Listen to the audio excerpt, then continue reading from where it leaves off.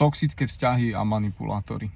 Ja tu preto tému teraz budem opakovať, pretože začali aj mne na Facebooku a na sociálnych sieťach vyskakovať ľudia, ktorí o tom rozprávajú veľa a prispievajú k tomu, že sa veľa ľudí doma háda viac a aj sa viac rozvádza a trpia tým deti. A to idem robiť kvôli deťom.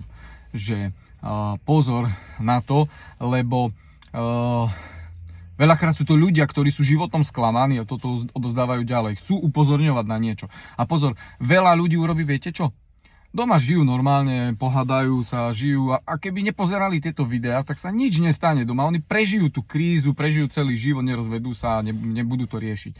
Ale veľa ľudí len tak začne riešiť niečo, čo netreba riešiť a natrafia na takýchto ľudí a nechajú sa ovplyvniť a začnú si všímať, to je manipulátor, to je toxický vzťah a neviem čo. A pritom psychiater Jan Praško pekne napísal, ktorý sa venuje párom a manželstvám a takto a ich problémom, že čo si ľudia neuvedomujú, konflikty a problémy vznikajú zo samotnej podstaty vzťahu.